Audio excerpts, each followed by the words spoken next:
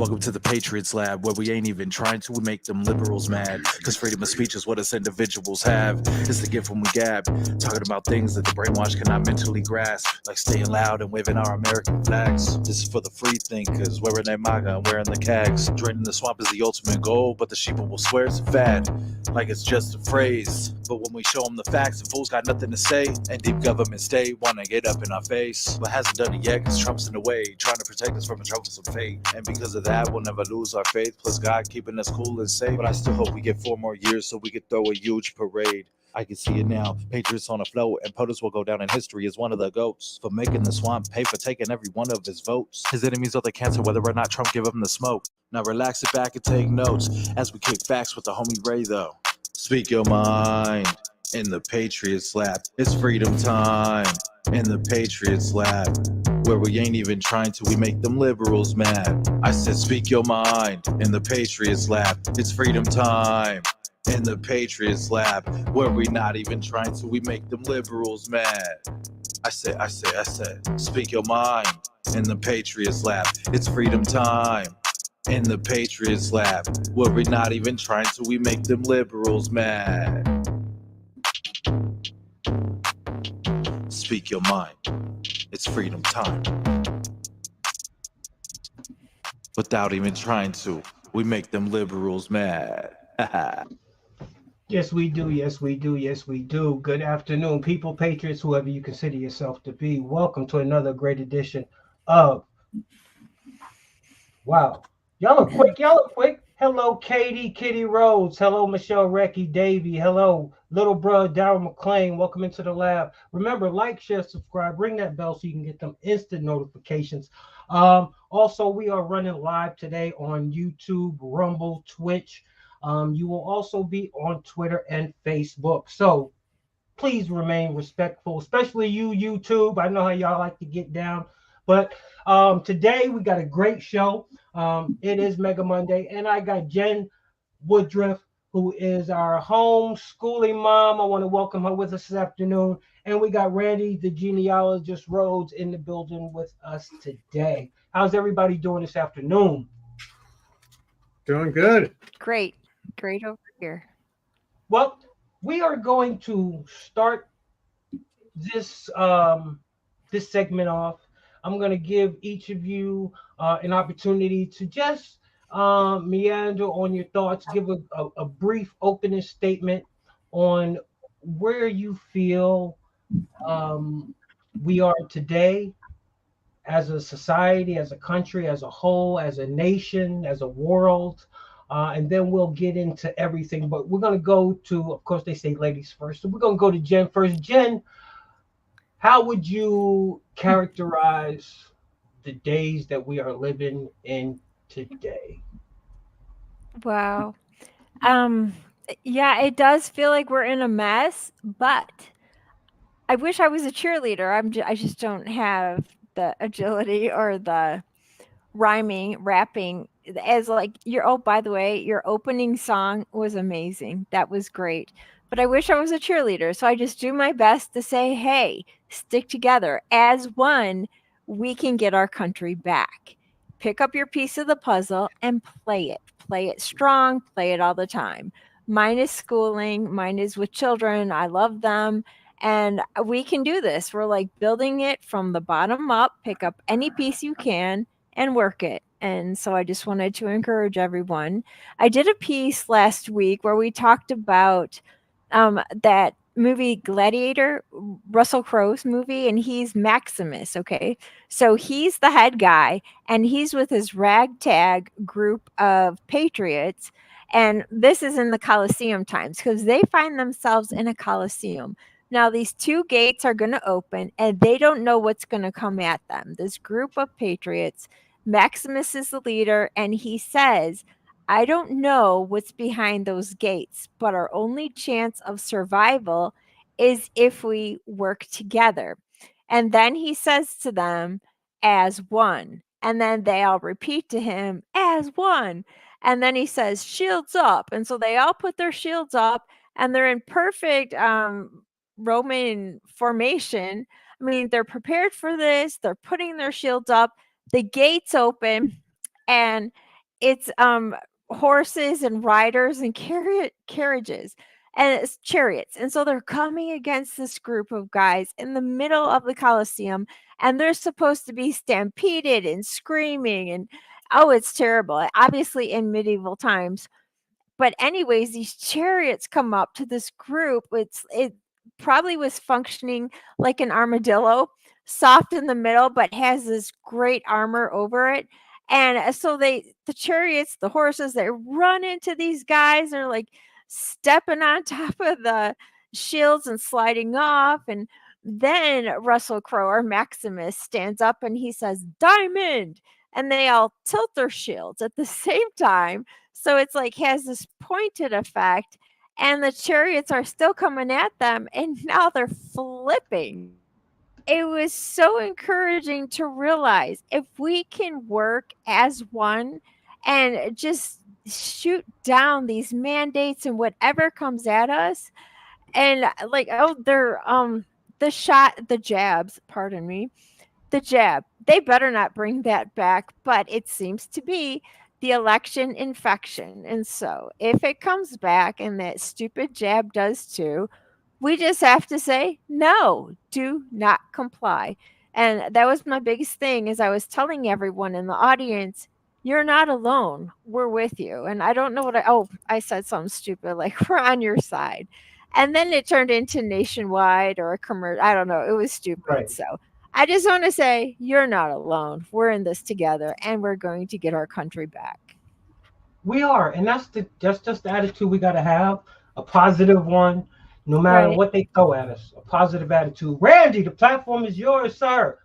What do you take of it? What do you take of it? You know, my whole thing is genealogy, the study of family history, the research, and so forth.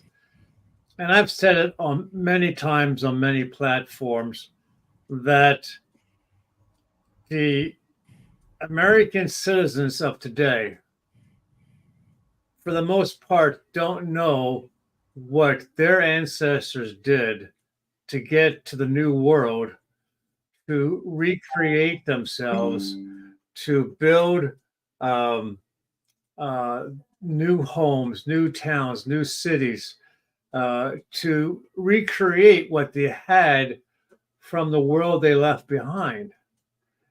And the struggles they went through, the deaths, the pestilence, the illness they went through to have the strongest of the DNA to survive, to create what eventually became men and women who fought in many wars since World War I, World War II, 1812, the Korean War, the Vietnam War, the Gulf War.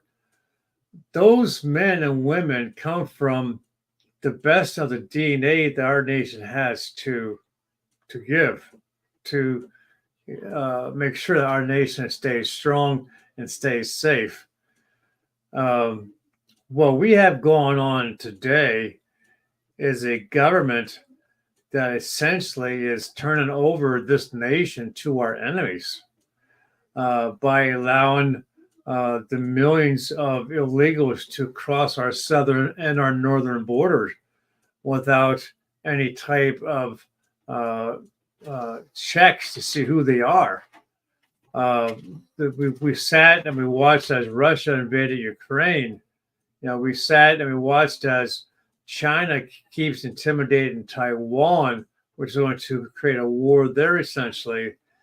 And now with allowing Hamas to walk into Israel to do what they did, a strong Republican president like President Donald Trump, he would have never let any of that happen because he comes from the best of the DNA of his family. He knows what is important, which is our love for our God, love for our nation, love for our family.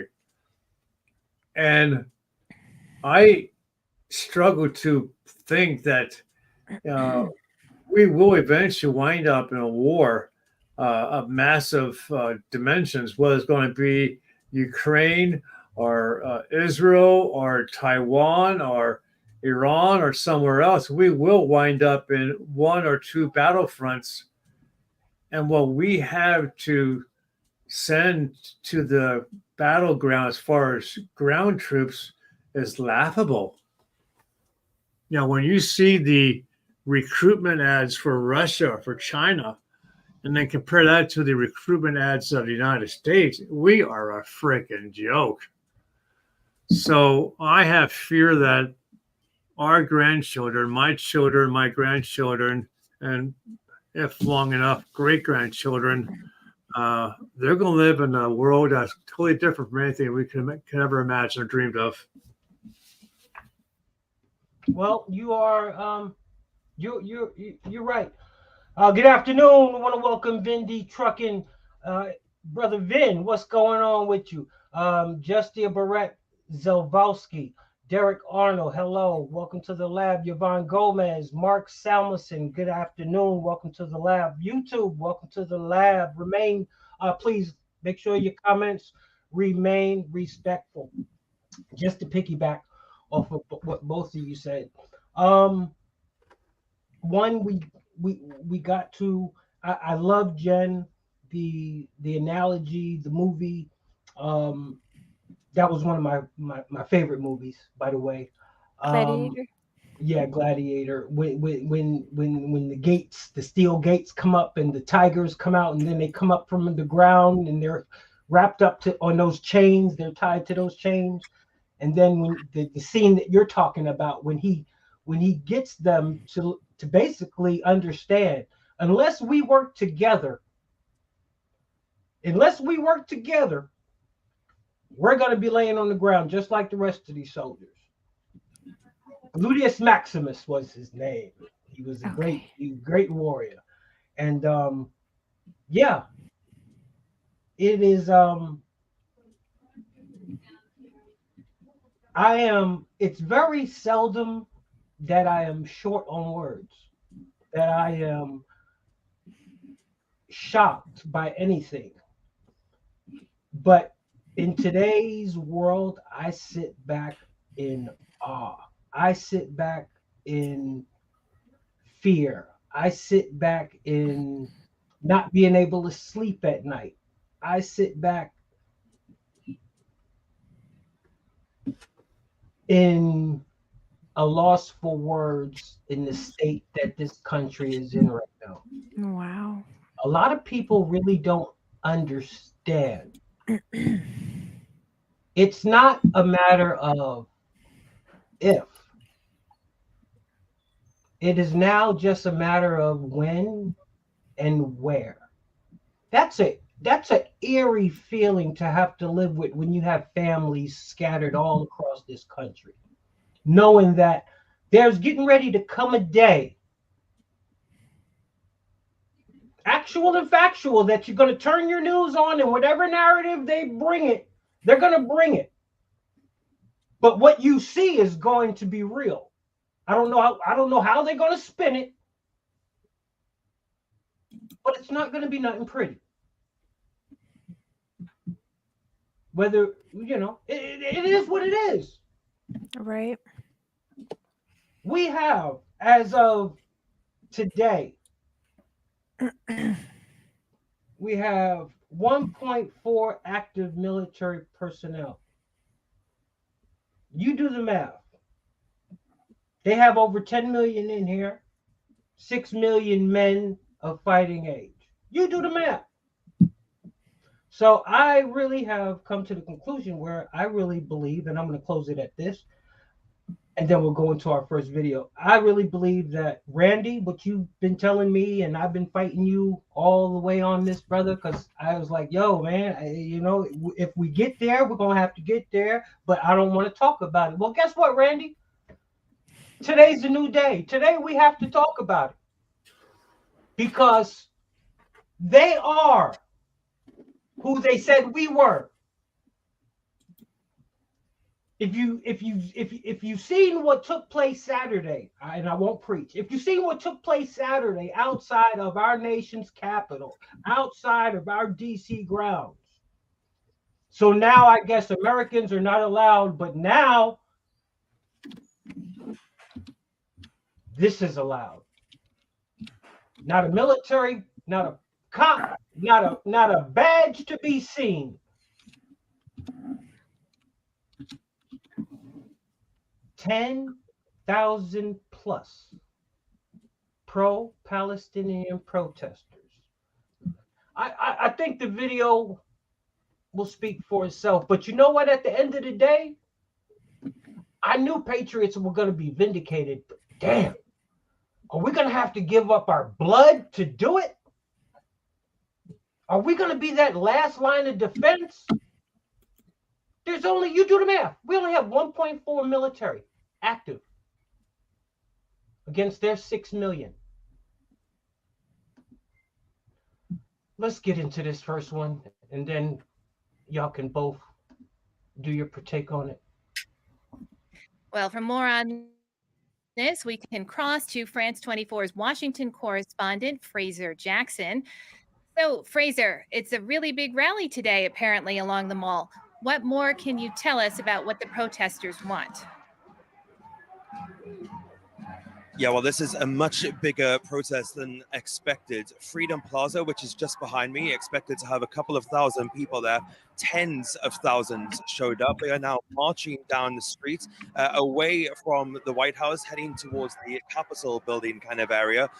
This is bigger than any other pro-Palestine protest that I've seen in the 2 or so weeks that I've been covering these protests.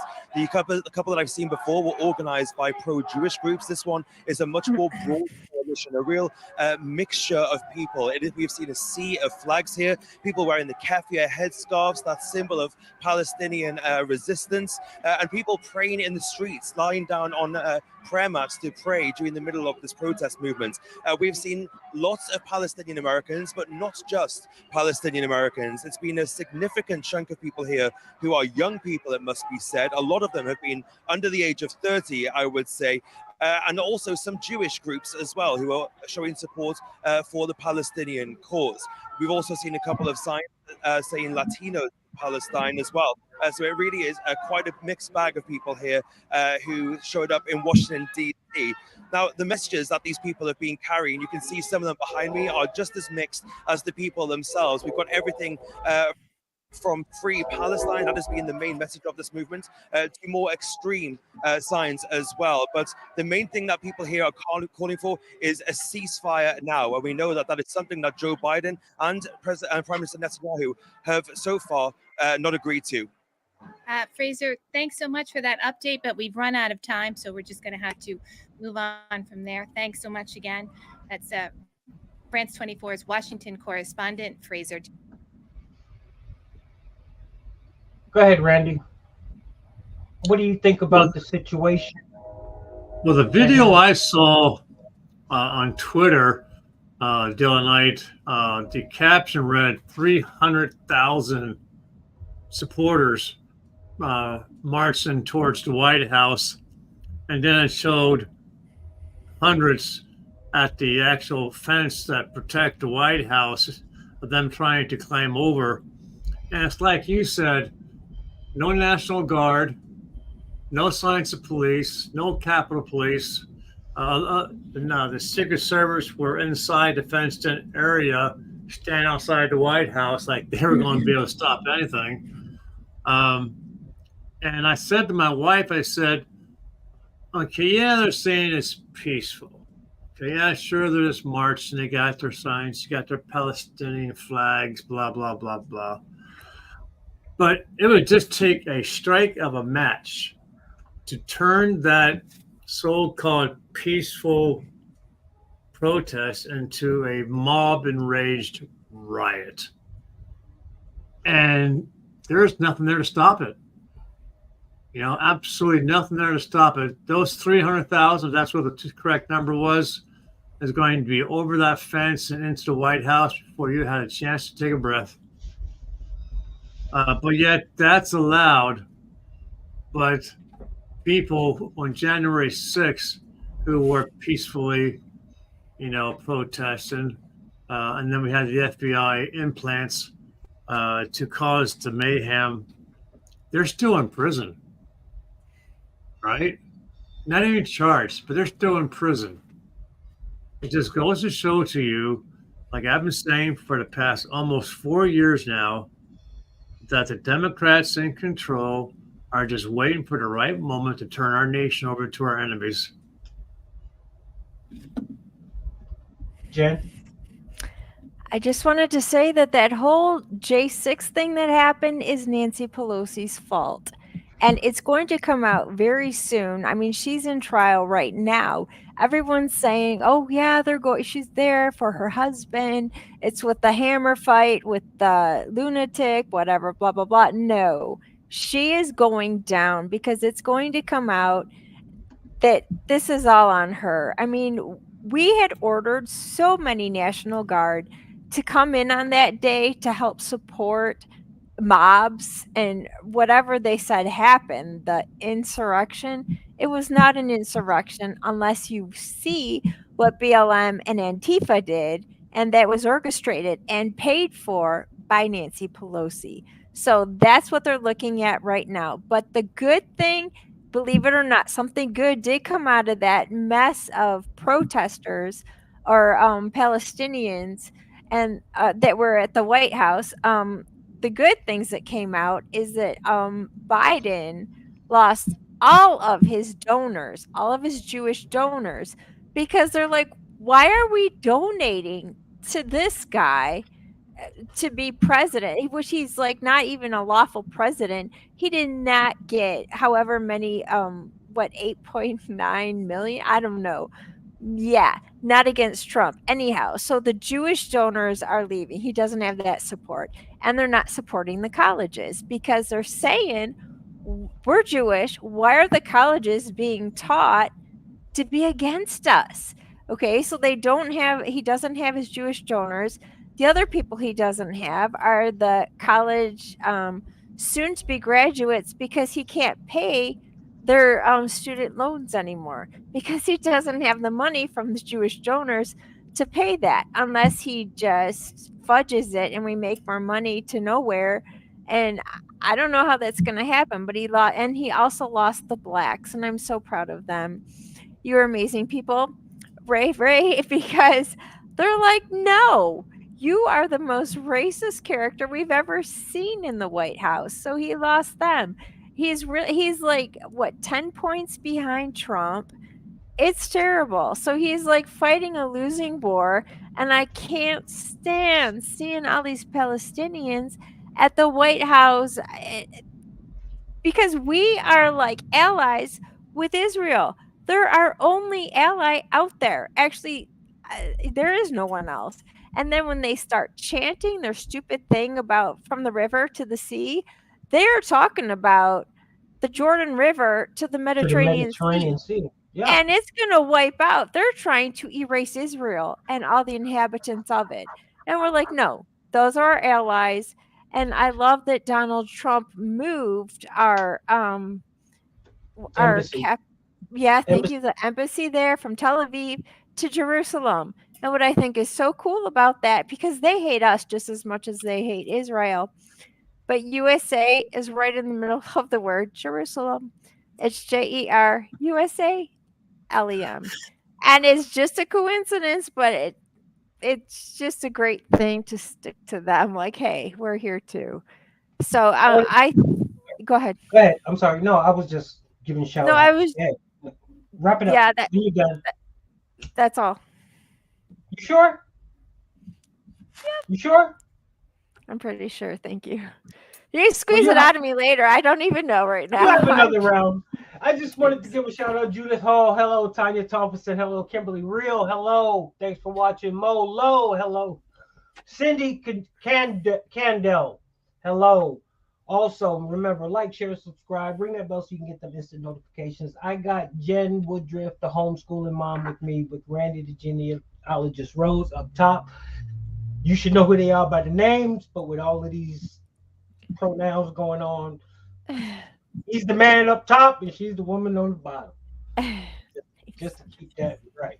But yeah, it's amazing how they are allowed to walk these streets, chant what they want to chant, say what they want to say, dance how they want to dance, and nothing being done. And I just wanted to touch on the point that you made about Biden losing the Jewish donors, Biden losing the black vote, Biden losing the college kids. There would have been a time I would have I would have said that a boy. But I believe that when something is intentionally done, they don't really consider it a loss. They consider it collateral damage along the way. Because you gotta figure Biden lied to them. He knew he wouldn't give in that. So he don't care if they found out that they wasn't getting it at the end. It it helped him at the time when he wanted it to help him. See, they don't care about the after effect. And see, that's what I can't understand about the American people. When are you going to be tired of being lied to, finding out after the fact? Aren't you tired of the after the facts? Russia, Russia, Russia. Now we know after the fact. Joe Biden didn't know his son was in family business with. Now we know after. Everything's after the fact. It's like the American people love being lied to, and they love soaking that shit in.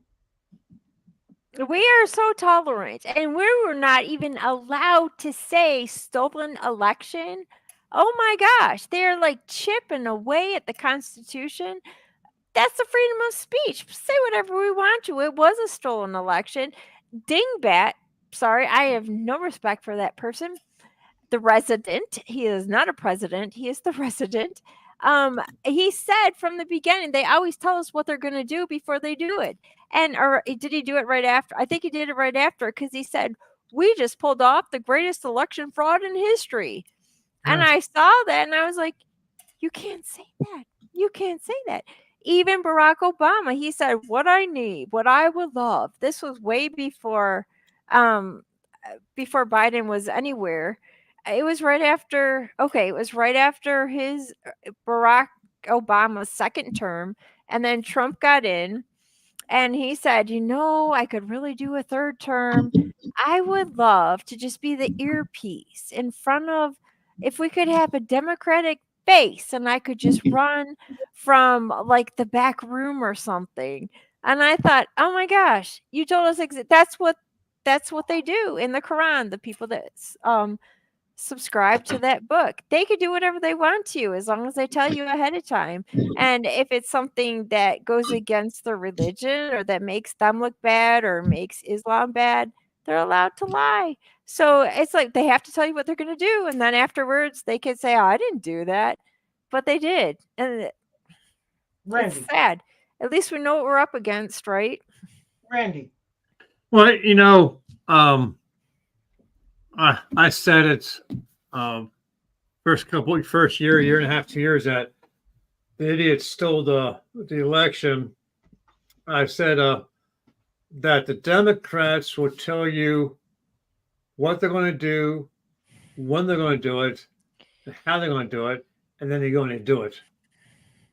And it's like Jen just said, the idiot, I don't know if he realized what he said when he said it. He said that we just pulled off the biggest fraud in American history by stealing this election.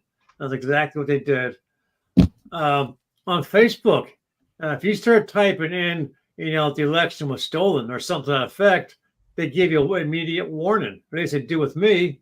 Oh, are you sure you want to post that? Because if you do, we're going to smack you. We're going to give you X, days in jail. Are sure you want to post that? Click yes. I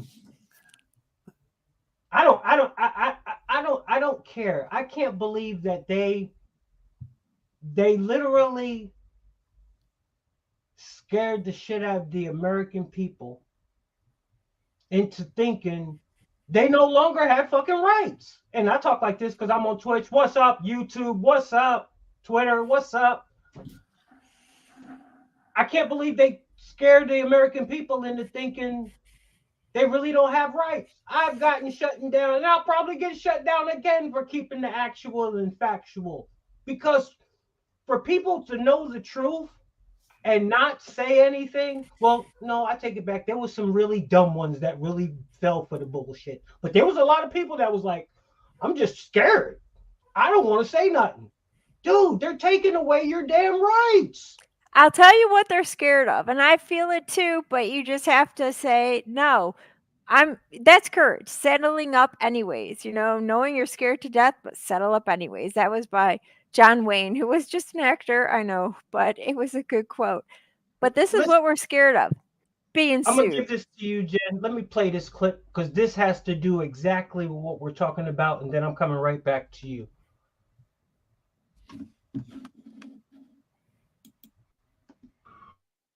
I'm not here to hear what he has to say. That was what rang true, loud, and could not have been more honest, coming from the judge who was already predetermined that my client committed fraud before we even walked into this courtroom. I'm not here to hear what he has to say. Then why exactly am I being paid as an attorney, and why exactly are taxpayer dollars being used in this courtroom? The answer is very clear. Because Miss James wants to stand right here like she did this morning and call my client a liar, call the company fraudulent, and make a name for herself. She said this morning that the numbers don't lie and they won't lie in this case. Well, Miss James, I have a message for you. The numbers didn't lie when you ran for governor, and that's why you dropped out. And the numbers don't lie when President Trump runs for office in 2024. And those numbers are loud and clear. This country is falling apart. And if we don't stop corruption in courtrooms where attorneys are gagged, where attorneys are not allowed to say what they need to say to protect their clients' interests, it doesn't matter what your politics are. Everyone has a right in this country to get up and put a defense. I don't care who you are. You have a right to hire a lawyer who can put objections on the record. You have a right to hire a lawyer who can stand up and say something when they see something wrong. But I was told to sit down today. I was yelled at, and I've had a judge who is unhinged slamming a table. Let me be very clear. I don't tolerate that in my life. I'm not going to tolerate it here. And you know what? You shouldn't either.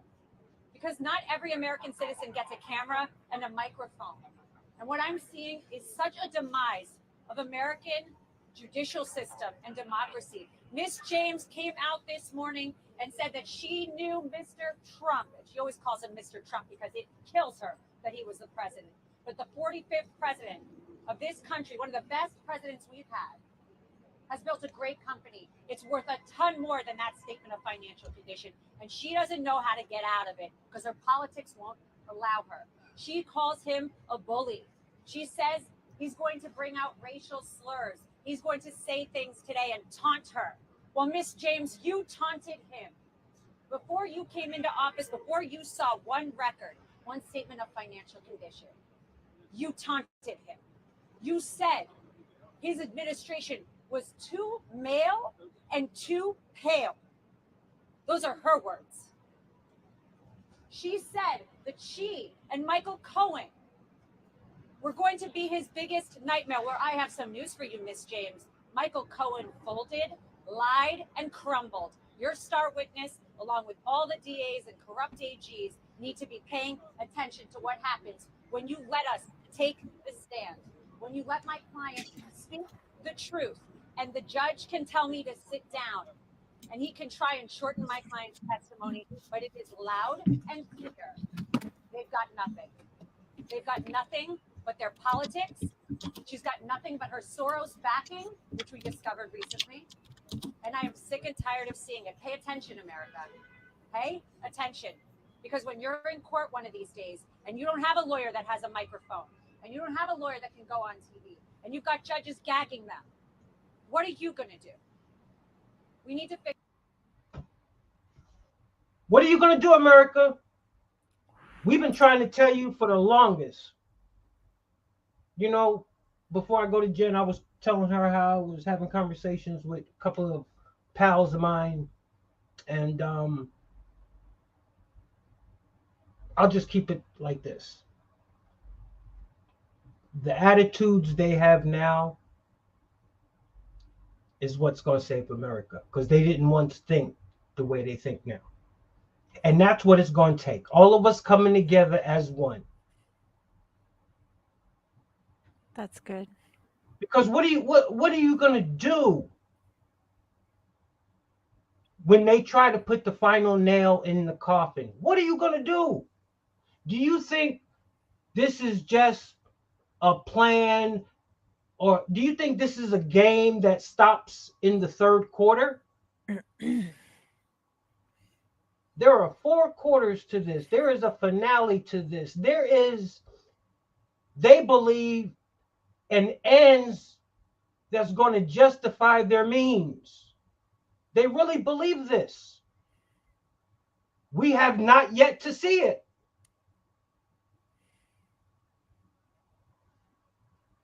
Jen, floor is yours. Wow, that was a great piece. I'm glad you had that clip on there. But what I love the most about it is when she's saying it, that's it. First of all, that's exactly what we're afraid of, is being sued, because that's all we have right now, besides each other and our families, is our money. That's our power. That's our tool to get food, to either get food or gas. It depends, since everything is so stinking inflated.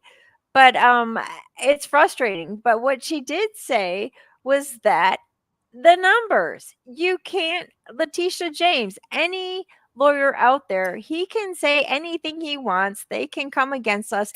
They can say, oh, well, that might have been the Constitution that you're adhering to, but it's not like that anymore. Well, yes, it is. And I love I have kids. Okay, I'm immature.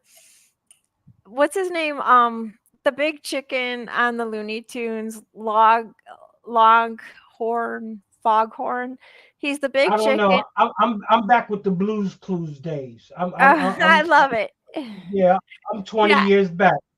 Oh, this is the big chicken, and this little brown chicken comes up to him, and he's like, this little guy. He comes up and he's like, "Are you a chicken? Because I'm a chicken hawk." And it's just funny. He's always picking on this huge white chicken. I think his name is Is Longhorn it Foghorn. Leghorn? I think it's Leghorn Foghorn. Thank you, Leghorn Foghorn. Anyways, one of his best lines, and he always calls his little chicken boy. He's like, I know he calls him son. He's like, okay, son, you can argue with me, but you can't argue with figures. And I'm like, that is so true. And so that's what she was saying. You can say whatever you want, Letitia James, but we have the numbers, and you don't. And she was like, was struggling so bad in her last campaign that she ended up quitting and didn't even finish it. She just got in this last time. What is she, like a DA? Is that what she is, Letitia James? A Yes. district? Okay. But yeah, so she's lucky to be where she is, and she's just lying her pants off to get whatever she wants. And this is so frustrating because Donald J. Trump is awesome. And it feels like he is the only hope we have for this country. So we are rallying behind him, saying thank you for being the one who goes before them, before they get to us. Because that's actually what he is. He is the firewall or the meat shield. And we all should be thankful for him. And I get so frustrated when people come against him and Israel, because these are 2 really good things that we have going for us. And it just makes the Democrats look like miserable people. You are right. You are right. Okay, where we at right now before we get to Randy? Randy, what do you think about Joe? Matter of fact, Randy, let me just cut to the chase with you. Who do you think is really running this Israeli war? Is it Israel, or is it the United States? Because it sounds like the United States is trying to call a lot of shots here for a war that ain't ours. Well, I think the war initially started out with Israel government in control, but just like with Ukraine, well, Ukraine couldn't go against Russia without American money and American military equipment. Okay, initially they were because they had their own stockpile, but as it was getting wasted on stupidity from the commanders in the field, they knew that they were going to need help with tanks and jets, helicopters, bombs, bullets, whatever. So they reached out to us, and we opened up our warehouse and said, "Sure, take what you want. Merry Christmas." And now you have Israel, who again they have their own stockpile of equipment. There is debate on how in the hell did the 7th occur with them crossing the border and doing what they did, because everyone knows that Israel has the greatest network of security. How the hell did they drop the ball, or was it their Pearl Harbor Day? Did they really want it to happen so that the government had an excuse to go in there and wipe out Hamas? I'm of the thinking that that's what they wanted to have happen. I think they wanted an excuse to go in there and do what they wanted to do to wipe out Hamas once and for all. My personal belief for what it's worth. But initially, Israel came out in control. They wound up running through all their missiles, their rockets with the Iron Dome. They needed more. We said, sure, you're going to have more, but we want some say in what's going on here with on the combat field. And eventually, Israel, I think, has given up control of this war to the idiots in the Pentagon. Let me ask you a question.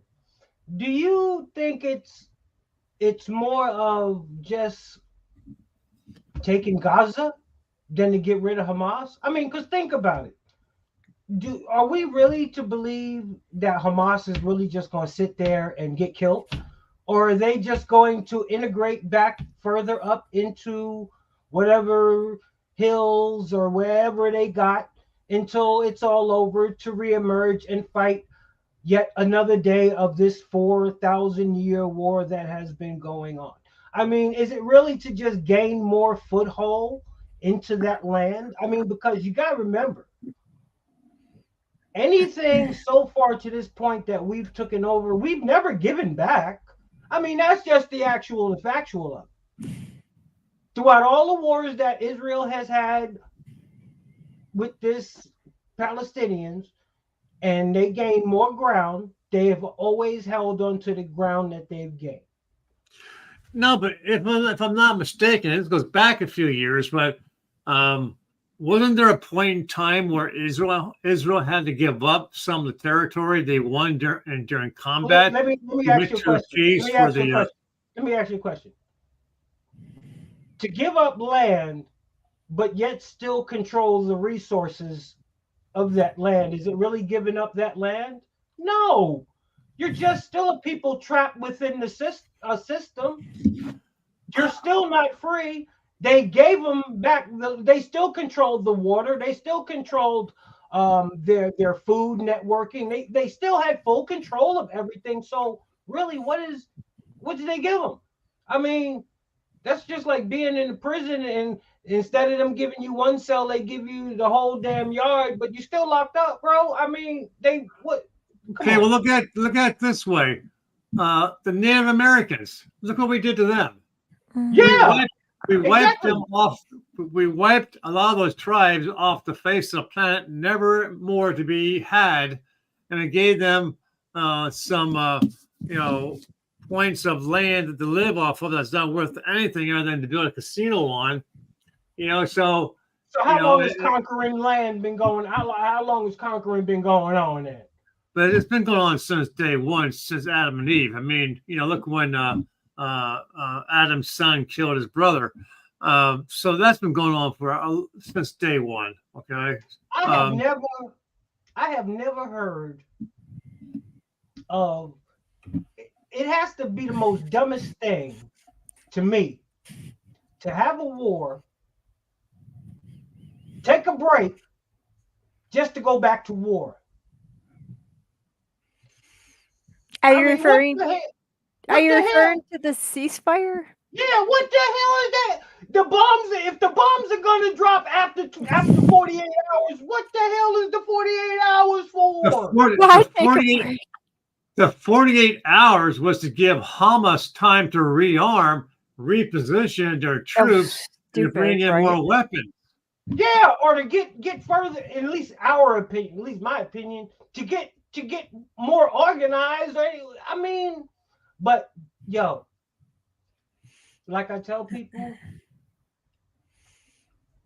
I don't know how. Listen, if I got a child and they're known to be a liar, I don't care what situation, what scenario. I don't care if they're at their best friend Billy house and Billy come over and talking with them. Whatever come out their mouth is a lie, man. So when I have been being fed nothing but lies and bullshit from a certain person for years, why am I all of a sudden going to believe them just because it's a different Right. topic? Why? Right. They're still the same evil, twisted, demented person that they was that lied to me about numerous other issues. Some they didn't even have to lie about, but that's just a habitual lie. They just lie. So all of a sudden, an issue come up that just might be of some importance, and all of a sudden I'm supposed to believe them. No. So there's something more, at least to me, than what's going on. Who is pushing for this war? When you said they are, I think you meant the Democrats, but They want that money, Blinken, right? They want that money, right? Instead of saying, nah, man, we ain't getting in it. We ain't, yo, Israel, chill. Yo, y'all need to chill because we gonna have some problems with you if you don't chill. Instead of that, they're like, America, come on, man, we need some money. Let's back Israel. Let's go. Let's get in this fight. Let's go. Man, they ready to go full steam ahead. Biden got 2 carrier groups out there. Bam. He like, yo, I'm sending these out there just so other countries don't try nothing. What kind of message is that sending to the other countries? See, people, patriots, whoever you consider yourself to be. I don't know about you, but my mind isn't closed into one lane. You got to, because that's how they get you. What do you think them other countries are thinking? That's what you got to think about too. So them other countries is like, oh, so you telling me to do, oh, why you putting not one but two? You come on, people. You can't get played by your people now. Your people will play you like a fiddle. The government will play you. What's up, Randy? Well, the 2 carrier groups are there for several reasons. First off, to back up Israel to help with the Iron Dome because of the number of, I mean, you're talking, what, 5, 10, 15,000 rockets and missiles coming up from Hamas, and you know damn well where they came from. They came from all that money that we freed up for Iran. But, and these rockets that Israel is using to fire back to destroy them don't come cheap. I think they're like $5 million a piece. So, the one carrier group was sent to do as a backup to help with the Iron Dome. But then they're starting to show the movements of Syria and Turkey and the other terrorist groups within Israel's territory, and you had Iran. So they had to bring in the second carrier group to back out the first carrier group because now you have multiple nations. Are you being sarcastic with this? No, I'm being serious. So you're showing these additional nations that are making movements to threaten the United States because we're supporting Israel. Okay, so this is my take on it. The Iron Dome that Israel has, I could see that happening during the initial strike, but with Israel having everything secured up and stuff like that and having Hamas pushed back, there is really the element of surprise is no longer there. See, you got to understand what I'm saying. The Iron Dome, that is great for the element of surprise. Their element of surprise was firing off at close proximity all of those missiles. Now we're after the fact where Hamas is pushed way back in. They don't have the advantage of surprise no more, where they can just fire those over the Iron Dome. Our presence is no longer needed out there. Our presence is out there simply, in my opinion, to try to deter other countries from interfering, which is why I say, how can you, me as a leader of another country, I'm gonna just keep it real. I'm gonna be like, oh, how are you gonna? Oh, so you want me to do as you say and not as you do? No, I'm a big dog. As a matter of fact, these world leaders now think they just as big a dog as Biden. So when Biden say, you see what Turkey did? They ain't talking about that. Turkey ready. Turkey's done sent they shit out there. China has sent they maneuvered they shit out there off the straight to Taiwan. People ain't talking about that. See, the second carrier group got sent out there because Joe Biden was like, yo, I'm a little outnumbered with one carrier group. We got two carrier groups for the first time ever. Precedent. Ever. For what? We don't need two carrier groups out there. Not if we're in peacetime. One carrier group shows or used to show a force of deterrent. Mm-hmm. Bro, this shit. Who's gonna try him? Who's gonna be the first one to try him? That's all I want to know. Who's gonna be the first one to try him? Is it gonna be here at home, or is it gonna be out there abroad? You see what they doing to the bases that our soldiers are at. Wow. And what they buy? You heard one hair. You heard one hair on my soldier's head, and you got, dude. What are you waiting for? Right. Yeah, well, the dude that's in the White House is not going to call the shots. That's why Russia was able to successfully invade Ukraine, because we just sat there and let it happen. And again, I think that, what happened with Israel was their Pearl Harbor. The governments knew what was going to happen, and they allowed it to happen to give them an excuse to fight Hamas and to hopefully wipe them out once and for all. The two carrier groups there are not, they are a show of strength. They're saying we're here to back up Israel, and if any other nations gets involved, we're going to back up Israel with our carrier force. But also, it comes to stupidity, because now you're looking at, now China, if they make their move on Taiwan, you got Ukraine, you got Israel, you got the United States trying to support three different battle areas, and we're not going to be very successful at that. There's no way you can control the situation in three different areas. We'll have to choose which one we're going to defend, and it'll probably wind up being Israel. That's their plan. Overwhelm, divide, and conquer. No, I really believe that this country is getting ready to be put to a test in which we've never seen in our generation. Well, I agree.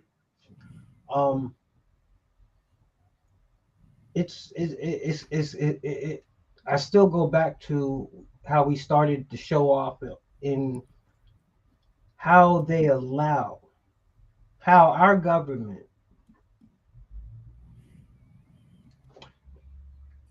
let me rephrase that. I still can't understand how our citizens remain so complacent when there are those who see what's coming. I don't care what anybody says. I used to put titles up on the brink of war. Once you have, at least in my opinion, once you have involved yourselves in any Frosty, oh, YouTube is alive. Bring them in, Frost. once we have allowed ourselves to enter anybody's conflict of war, if America wants to be naive, if this administration wants to be naive and say we not at war, fine. But you better bet your bottom dollar ass the Ayatollah of whoever and the people in Turkey and whoever and the people Hamas whoever, they say United States, y'all are in the war. Y'all are in it. Wow. They don't consider us innocent bystanders. Right. They don't consider us people. Oh, they just assisting. They not involved. They just giving them a couple of shells. They not in it though. We are in this shit knee deep, ass crack deep. We in it. We in it. But you know what? At the end of the day, we in it to win it. Once everybody gets on board and everybody figure out, okay, this is the game that's being played. I don't know why people ain't figure that shit out yet. Just look at the big setup. Look at the big takedown.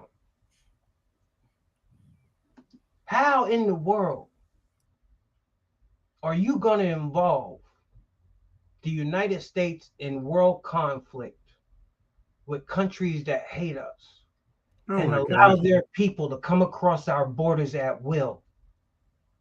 Does that make sense? We are supposed to be in a defensive posture at this time. Why does our government walk around with such arrogance as if we can just do whatever we want and still keep our chin up high and walk around and ain't got to worry about getting sucker punched? Come on. We can't sit back and act like everything hunky-dory in the universe. And especially, dude, we've seen the people come over here. What did Trump say? You think they sending their brightest? Just imagine every country emptying out their prisons, emptying out their insane asylums, their mental wards, their homeless population, and making them priority number one to get the hell up out of that country.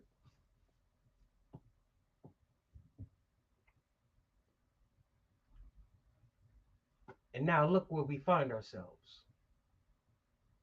Look where we find ourselves. Tell me,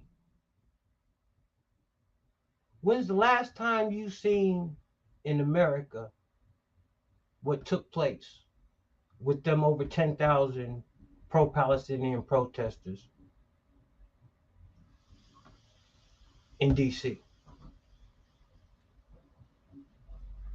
Well, the United States is only now starting to get a taste of what the rest of the world's been experiencing. France, England, Germany, Spain.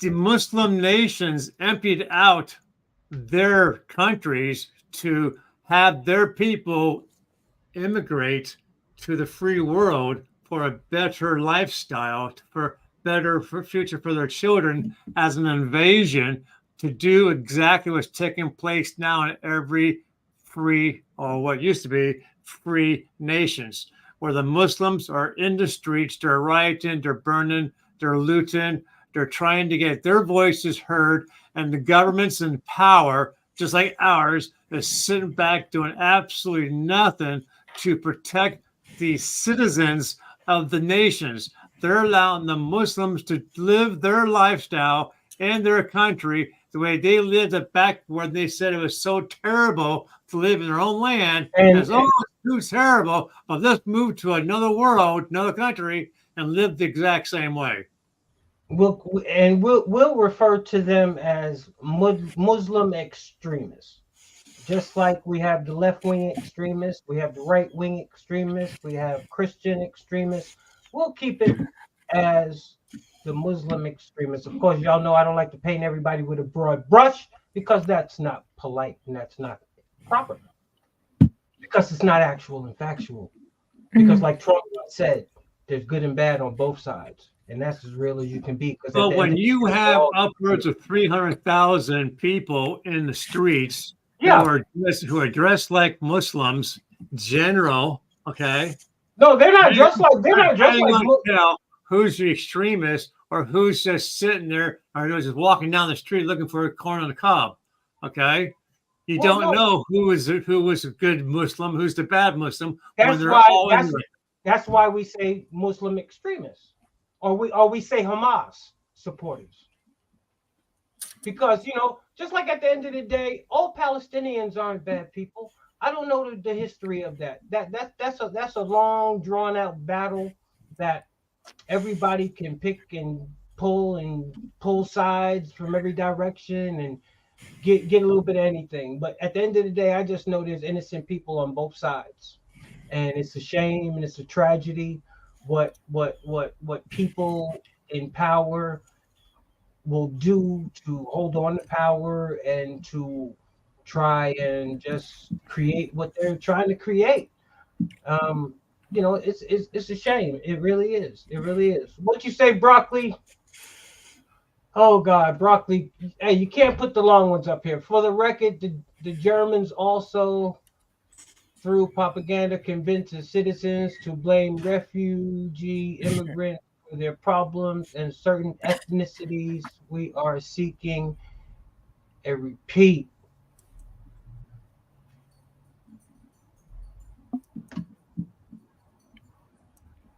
And we are not the good guys. I kind of figured that, Frosty.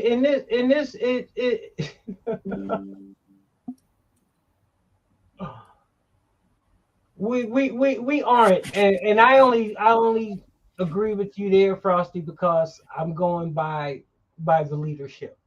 If we had a leadership in which I respected, and I knew was doing the right things, I would tend to disagree. But yeah, we being led by a snake right now, and I won't forget that.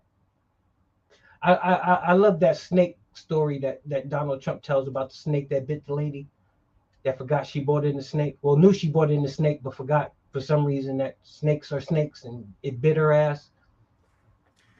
So, but I don't. Huh? So does Broccoli think that we as a nation are not good guys going back to just the last 3.5 years, or for going back to World War I, World War II? That we're not the good guys. Broccoli, did you hear that? He wanted to know. Well, you can ask him. The link. Why are we bad? Oh, okay. Hold on, Brock. Hold on, Brock. Shoot. Brock tried to get in. I got you.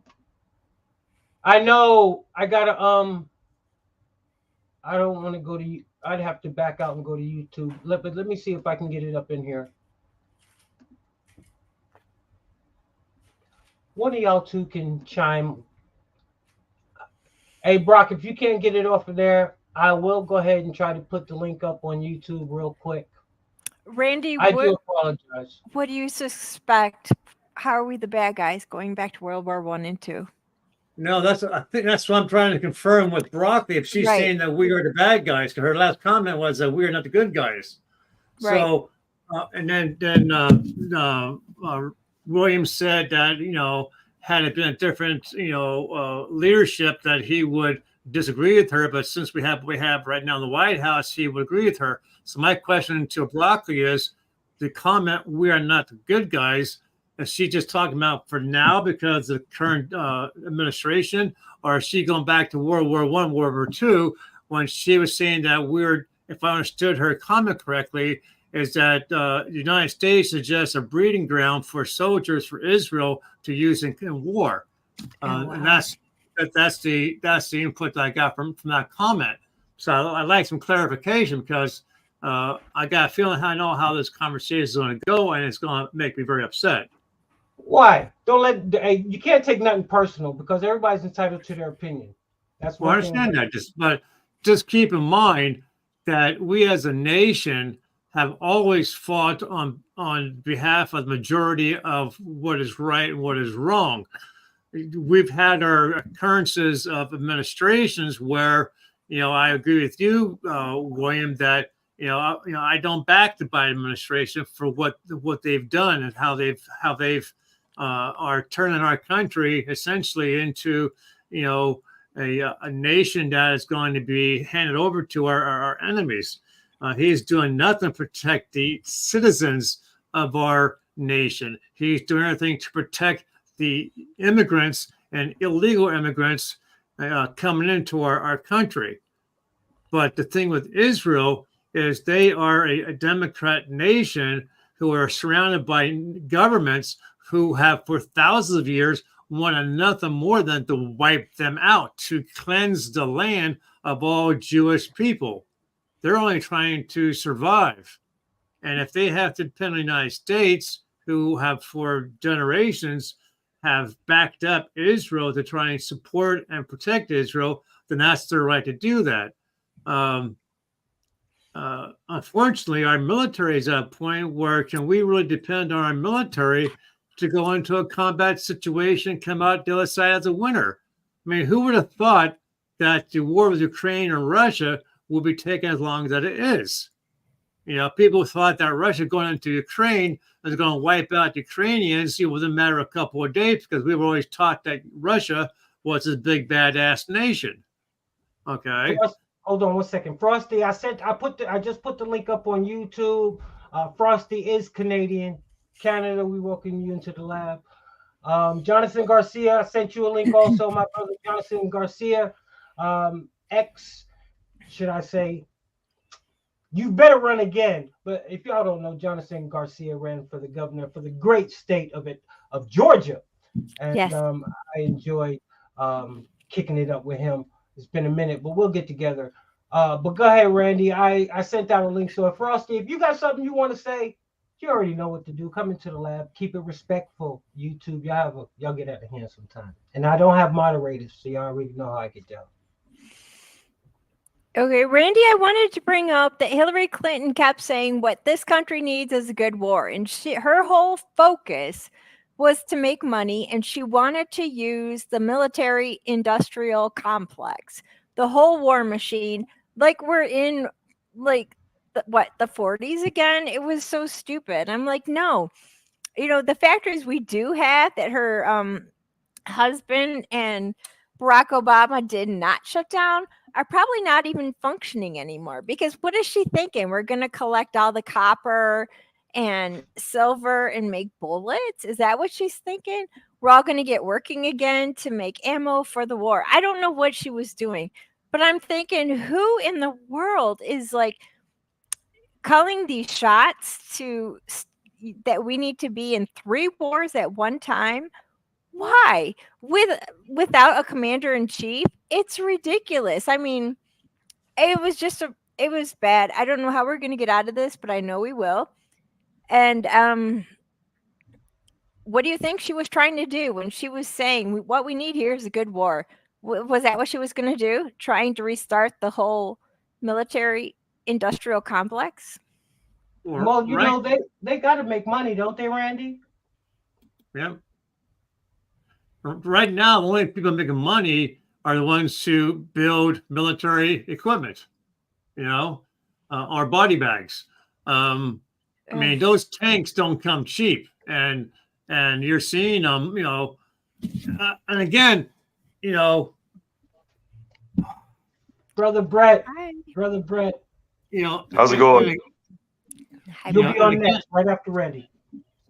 And again, you have, I was raised, as a child to believe and to fear Russia, because they were supposed to be this big bad country, and their soldiers are as good as, if not better than our own soldiers, and that it's a nation to be feared. But when you see what's going on with Ukraine, and the losses of the soldiers in the field, the armor, the jets, the whole 9 yards, Right. they look like, like they're clowns, like they don't know what the hell they're doing.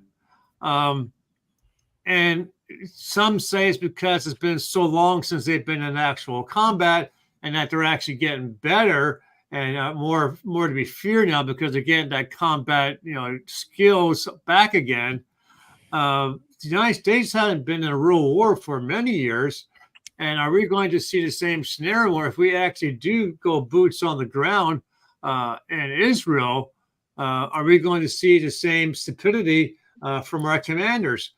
And, the commanders for 3.5 years now have been pushing this whole woke lifestyle that, it's for the soldiers that, to be honest with you, I don't think we have a military that's going to be worthy of going into combat. But that being said, the only people right now making money are the ones who actually build the equipment that's being used and lost in combat over Ukraine. You know what they say. At the end of the day, who has the most to gain? Who has the most to gain from everything that goes on? I want to welcome to the panel Brett and also Jonathan Garcia. What's up, brothers? Hey, the floor is yours, Brett. Go ahead and introduce yourself. Go ahead and give your 2 cents. I'm Frosty Broccoli, so clearly not female. Now. YouTube's in the building. Yeah, I think there's a large portion of the population, the vast majority of the population, that doesn't realize that here in North America, we get bombarded with more propaganda daily than pretty much most other places on the planet. And it doesn't matter if you're a right or a left or a red or a blue or a liberal or conservative, all of it is entirely irrelevant. The left gets fed propaganda and so does the right. They both get propagandized against one another even. And I think that a lot of people really, really drop the ball and don't understand that or make that connection that everybody that identifies as a right will be like, oh, the left are just like, they get fed too much propaganda and they're getting lied to by the government and da-da-da-da-da. And but the same applies in reverse as well. And you can very much see it, especially with this whole Palestine issue, where those that identify as a right are easily fed just as much, if not more, propaganda as those that identify as a left. So it's, there's, I really wanted to pop up earlier to address the point of the Muslim invasion freaking nonsense. Okay, touch on that. Yeah, it's more propaganda, right? So what happens is you have the U.S. and Israel and Canada too can be blamed for some of this. That we will set up. The U.S. is on record saying they're responsible for Al Qaeda. You have Israel over in the Middle East. They were treating and arming ISIS soldiers. So the West, if you will create these little militias of mercenaries. Really, they're just mercenaries. That's all they really are.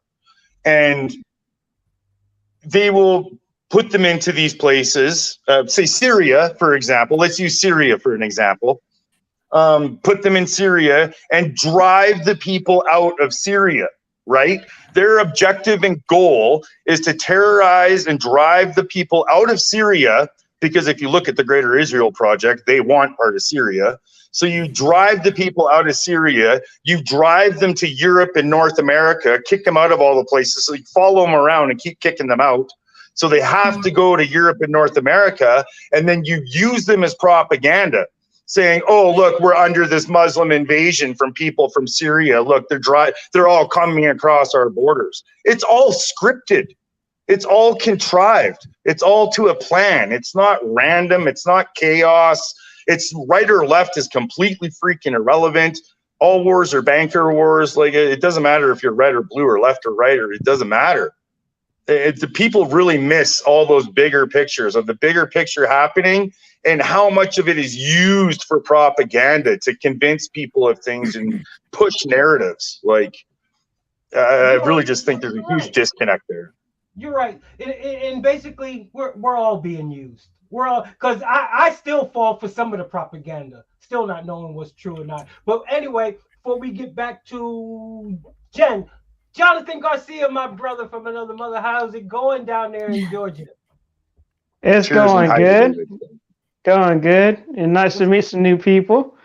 So, yeah, basically, you got to look at everything that the control state is always at war against. The control state lost its war against drugs. Control state lost its war against poverty. It's lost its war against, you know, whatever next they want to call a war on, right?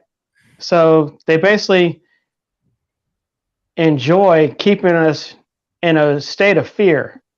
And so they always have to have us in a state of emergency, which is very important. So as long as we're in a state of emergency, this is going back to Lincoln, that as long as you're under a martial law, as long as you're under a state of emergency, then constitutionally you have no rights. And that's the reason why it's so important to their democracy, even though we're a constitutional republic, if you use it.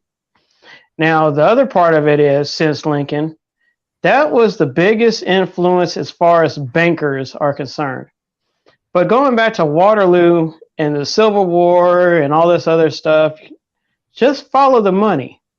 And that's what you need to look at. Who controls the propaganda machine all around the world? Follow the money. It ain't just, you know, it's not just a few, it's, you know, families here and there, but it actually is. It's actually a very small portion of people with very old ties to old money that are running the show at the very top of it. However, 100%. the thing is that as long as they're stirring the pot and keeping the ant farm shook up, then we're always going to be looking at red and black. Either the red ants are kicking the black ants' butt, or the black ants are kicking the red ants' butt, and which side that they're on. Islam itself is a hotbed for a lot of hypocrisy. And I'm going to call it out for what it is. Because of the fact that the true anti-Semites were the ones that sided with Hitler, which were the Turkish Muslims that fought with Hitler. Hitler had Muslim actual Nazis, which everybody does not want to talk about that, right?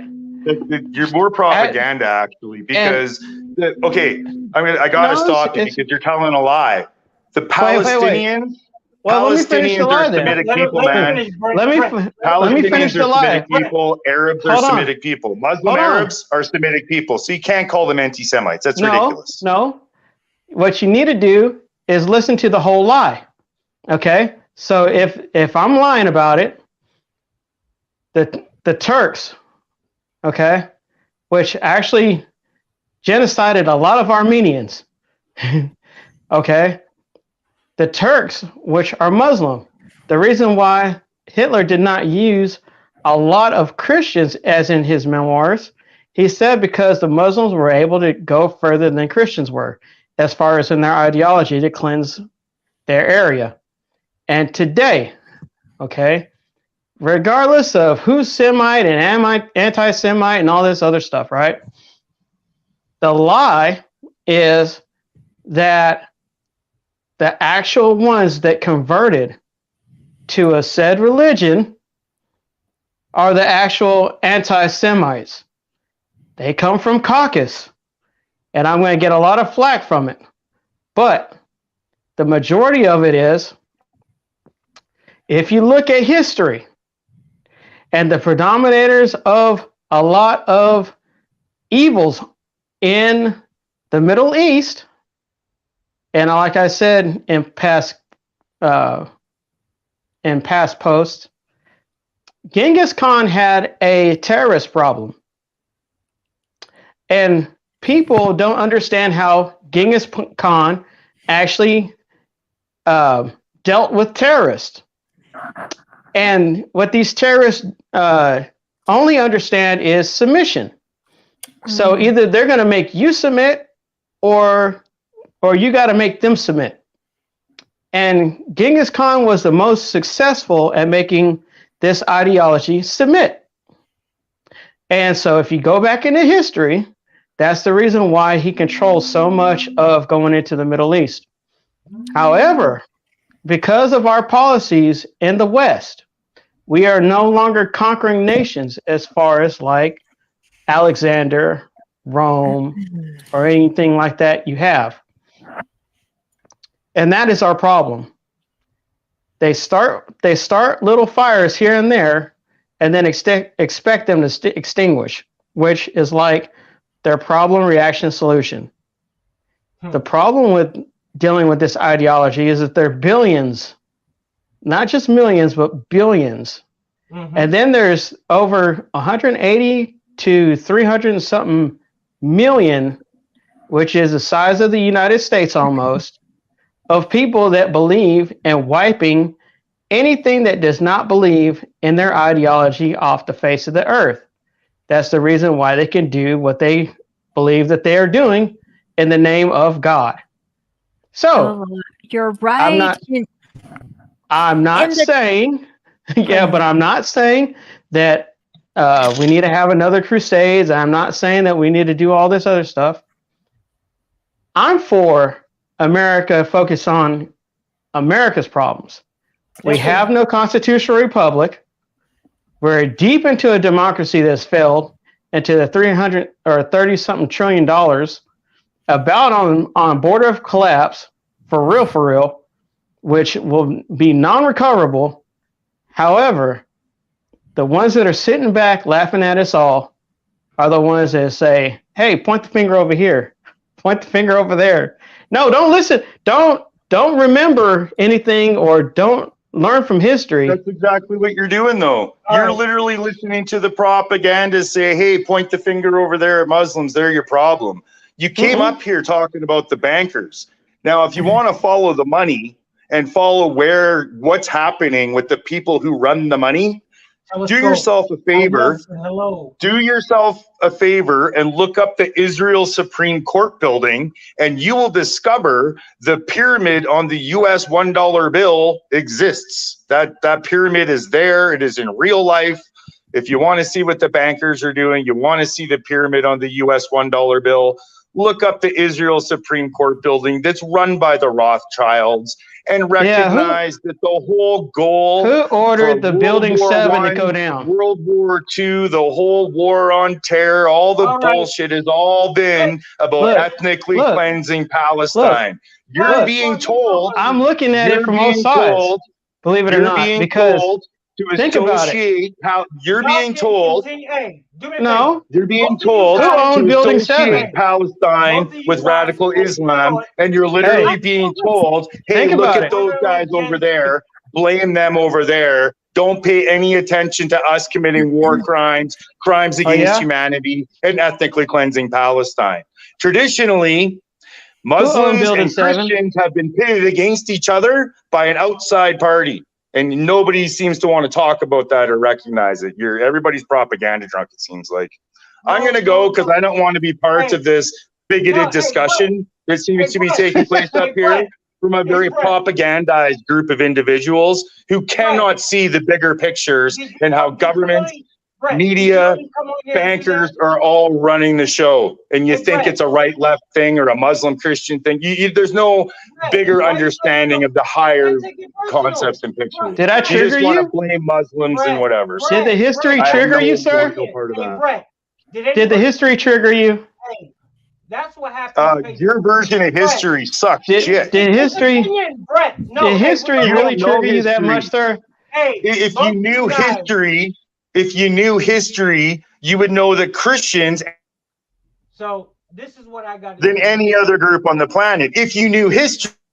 This is what I got to do. If you knew history, you would be any Israel on any map today, if not for Hitler.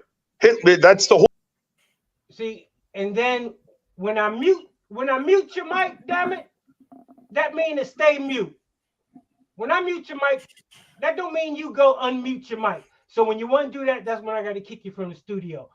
But when we get down in the lab, everybody's entitled to their opinion. Nobody, if you the type of person that gets caught up in your feelings, this ain't the place for you. This ain't the place for you. If you can't conduct a conversation and be ready to, especially if you giving smoke, you better be able to take some smoke. Don't none of us think the same up here.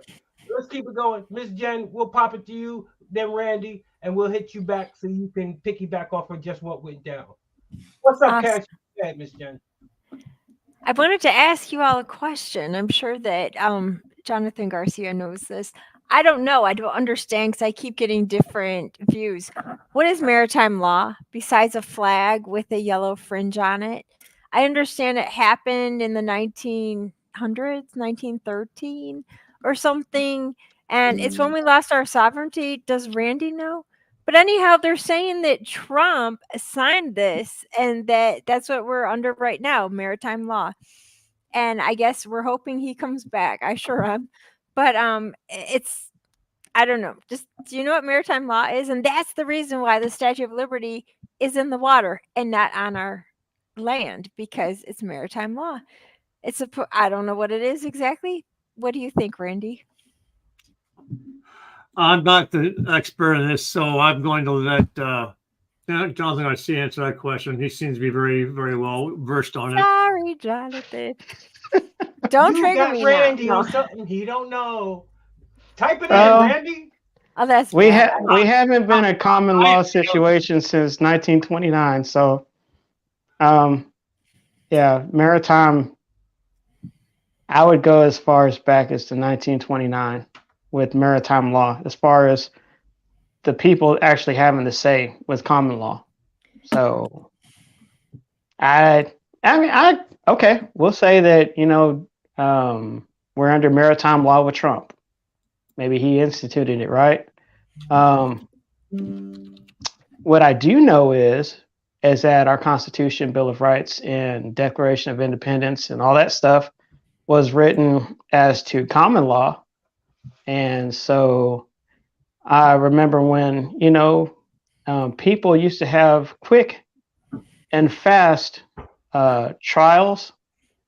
And, if you committed one of the 7 deadly sins, then usually at high noon you were, dealt with and you never came back.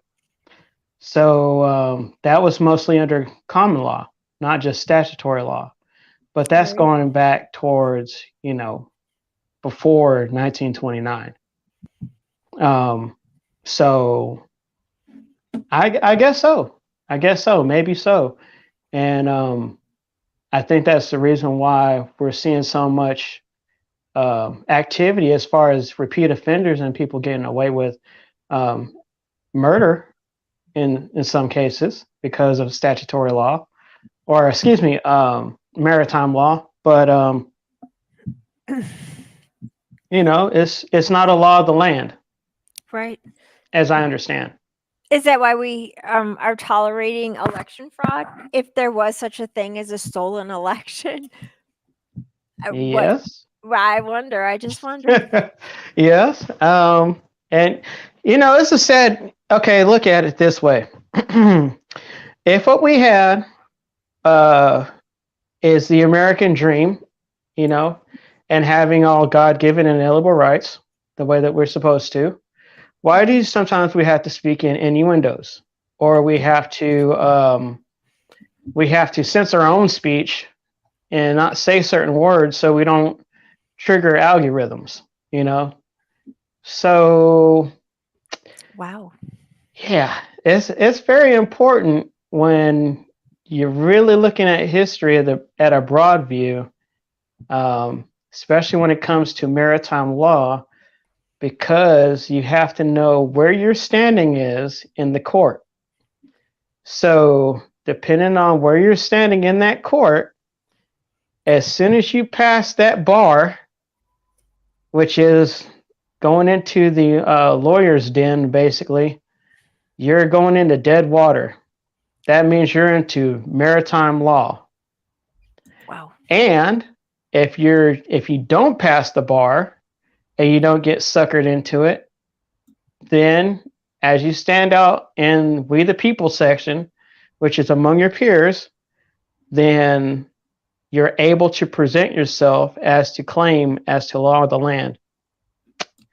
So Wow. Thank that's you. the reason why they do not teach common law, because there's a difference. They want you to step into their jurisdiction. And if you don't step into their jurisdiction, then you're still in common law. Randy. So that's all I know. That's all I know. That was good. Thank you. You are never you're never short on words, brother. And you need to get back out there. America needs you. I don't know what the hell you're waiting for. Randy, question. Why won't Biden and his administration condemn any of the remarks being made by Elon Omar all the way down? Because he supports the Muslims. Okay, well, that was short and sweet. Short and straight to the point. Was that from Randy? No, I'm kidding. Yeah.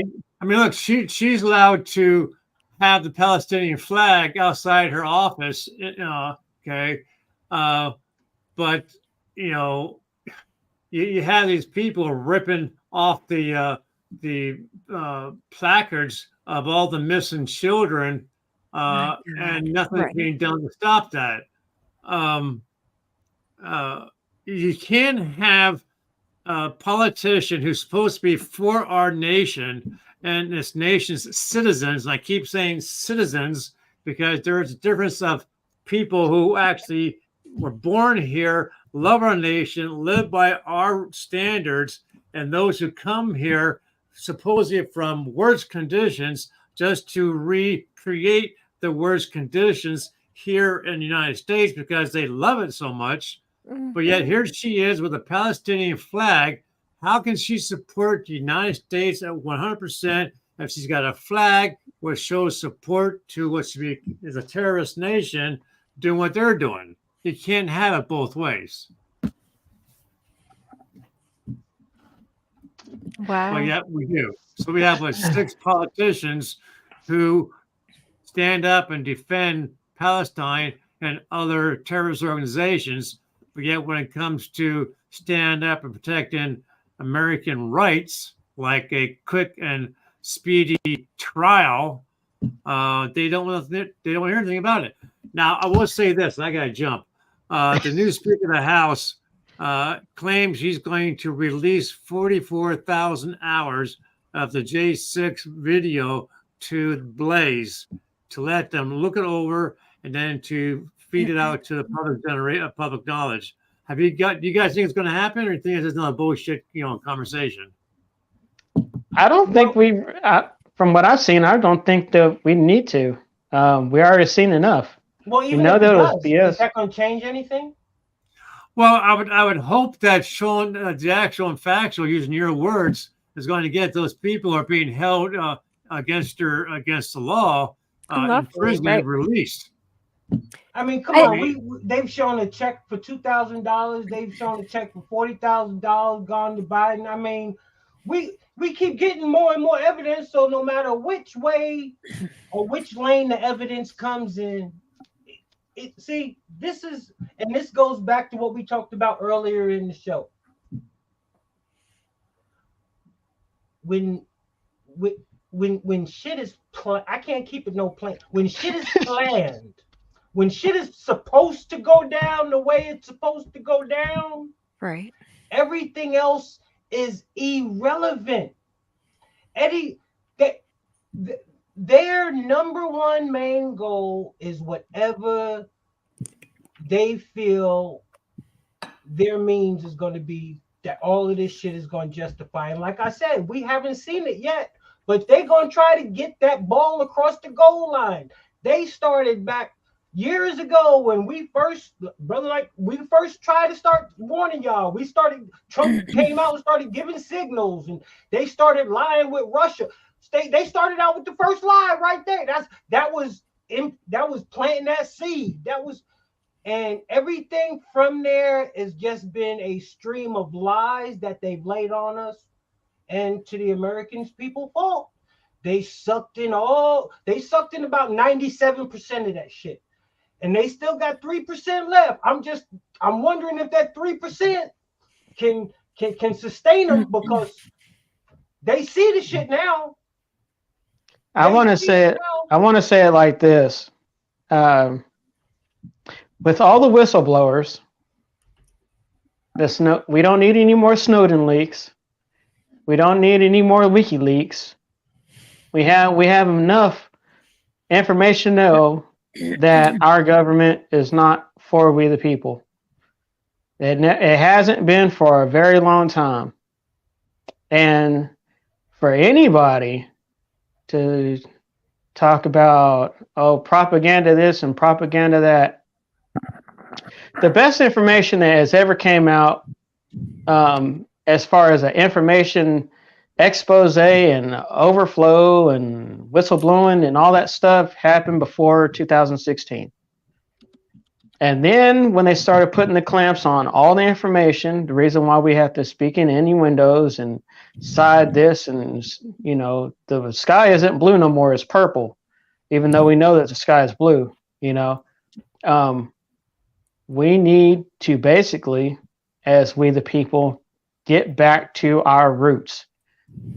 Forget all the other stuff that however you want to divide us, forget it. If you can't stand for God-given inalienable rights, get the hell out of the country. Just get the hell out of the country. If you can't stand for God, family, and country, then get the hell out of the country. If you want to promote any other country in the United States besides the United States of America, get the hell out of the country. If you want to say that whoever you believe is the supreme God in America, it is only one God, and we are one nation under God, and that is a Judeo-Christian God, which is YDHWH. And if you don't like that, take that up with the Bible. But other than that, it ain't anybody else that you want to put into there, because our founding fathers knew that when you get back to the point that we're at right now, we're at a pivotal point. We either go the way into destruction or we go back to the reset, which that reset is reclaiming our actual independence. Right. And not having to have any other bloody wars. We don't have to do that because on paper, we've already won. They've already fought the war. The fact is that we have to stand up for our God-given inalienable rights, declare our independence as we the people individually, and stand on it. And quit playing around. There's no black, there's no white, there's no Mexican or anything like that. It's either we the people, one nation under God, or get the hell out. That's it. On that note, Randy, lead us off with the round table. Hey, by the way, also, I want to give a quick shout out to everybody that's in here. Troy, Joshua, Liberty Voices, Daryl McClain, the Robert Escobar Show on YouTube, Al Munson, Telescope, and who else do we have? Who else? I don't want to leave out anybody. And also, I already told you, YouTube, you ain't got to worry. Y'all can have at it in the chats. And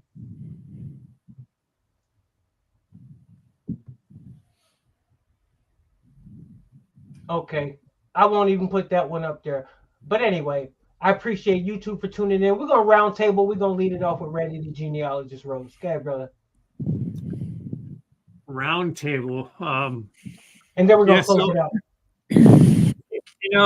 One thing I've learned is when you're trying to do a conversation with someone who has very strong beliefs, who are opposite of what your own beliefs are, you can't have a conversation. You can't have it without yelling and screaming and shouting. And a conversation is two people talking about a topic. One person talks, the other person listens. First person stops talking. Second person can then respond to the first person's comments and back and forth and have a conversation. What took place here was not a conversation. It was someone with very strong difference of opinion trying to impress upon those who are watching the show in the short period of time he knew he was going to be on, and to get his point across. And all he got across was the fact that, as what I've been saying is that those who have a different opinion to me, all they know how to do is yell and scream and rant and rave. They don't know how to have a decent conversation to express variation of views. But the United States is not the perfect nation that our founding fathers had hoped it was going to be. It is a lot better than other nations. And I have said this before that, up until most recent history, the Western nations, the United States, Canada, Australia, England, France, they've always been fighting for the right of the majority of the people. Have they always been right? Who knows? That's for the victor to decide. But here we are now with governments who might number in the few hundred each government, trying to tell the nation how to live their life, which is absolutely different from what we were trying to teach our children years and generations ago. It's time to reset our governments. When you got a government trying to tell 97% of the nation how to live because 3% are the most vocal, okay, the most screams the loudest and burns and loots and pillages, that's what you're going to have. We got 97% of the nation is going to sit back and say, "Oh my God, what just happened?" We can't say anything. We can't raise our voices. We're taught not to. We're taught to listen and to behave and be good little boys and girls. We can't do this. Let's let them run our country for us. That's not the way it's meant to be.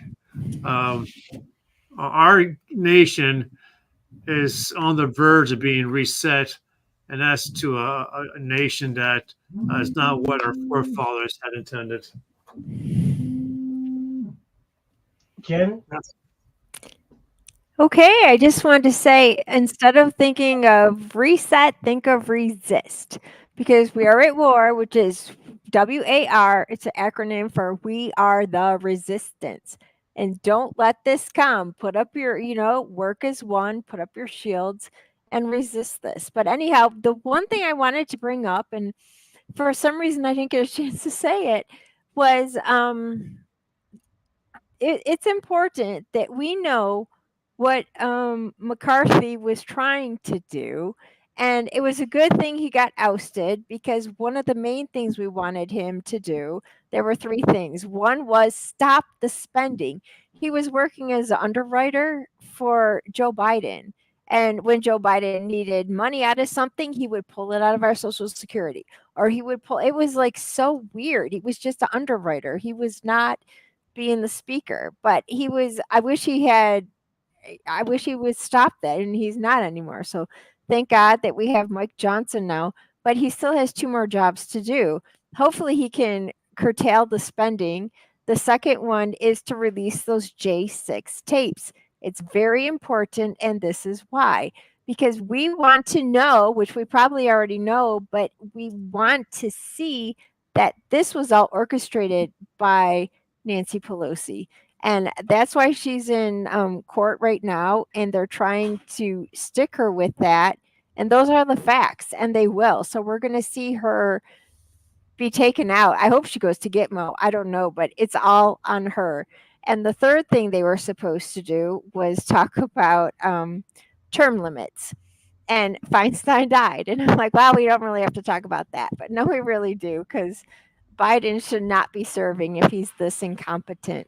But those are the three things. The big thing right now is release the J6 tapes, and it's only to prove one thing: who initiated all this.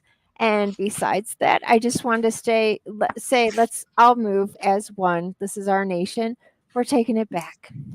Thank you. I want to wow. This was a great show. We went over a little bit more than we anticipated, but time flies when you're having fun, and this was a good one, I must say. Where we are right now, everybody already knows where I stand with it. It's just now we just sit back and wait. I'm not an emotional person. I try not to be an emotional person, but lately it's been some very bad emotional days. And like I told you earlier, why I don't I don't know if it's just no, it's not just me because Randy sees it. He knows it's coming. Others know it's coming. It's just sad that it had to get to this point. When we look at the overall picture, when the history books writes this years down the road, man, I don't know what they would entitle this. I don't know the title that they would come up with this, but as history went on, they've always came up with names. Watergate, um, uh, these files, those files. I'm not one to sugarcoat anything, and you know, I've always been one to risk getting shut down on my platforms for telling the truth. Y'all already know that. Because there's no way to sugarcoat the truth. There's no way to try and slice and dice the truth to make it sound like it's not the truth. America was lied to, and these are just my opinions. You be the judge for yourself. America was lied to. America was sold out by the powers to be. Why? I don't know why. Will we ever know why? No, because it goes well beyond America, so we'll never know. We might know America's interest a little bit, but we'll never know how far it really reaches, the interest it really reaches. You know, like I was saying, somebody told me, who benefits the most from something that has been so blatantly put into play? When so many things on a catastrophic level happen, everything's not a coincidence. There's a reason Donald Trump couldn't be president today. There's a reason he couldn't be president today. Why? Because if Donald J. Trump was president today, none of this shit would be happening. And that wasn't part of the agenda.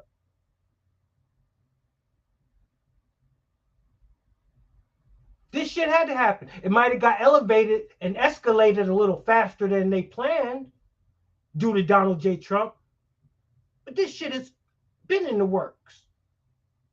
You think something like this happens overnight? You think the attack that Hamas planned on Israel was planned overnight?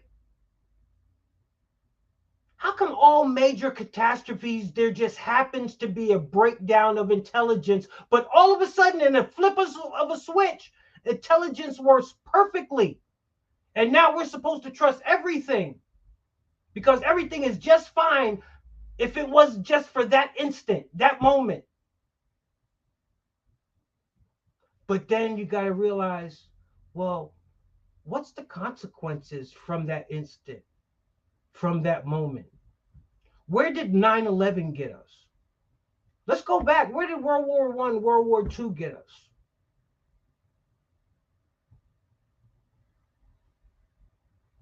And now look where we're headed back to. Another 20-year war. I've always told you, they always got a plan for getting us in, but never got a plan for getting us out. And yet we find ourselves back here again. I appreciate everybody for tuning in. Randy, the genealogist Rose, Jen Woodruff, the homeschooling mom. It's been a pleasure. Hey, Patriots, YouTube, Twitch, IG, Rumble, Truth, because they'll be posted up there as soon as this is over. Hey, y'all already know. I appreciate it. Any last words? Patriots. If not, y'all already know how we get down. In the meantime, in between time, deuces from the lab. We are out. Peace.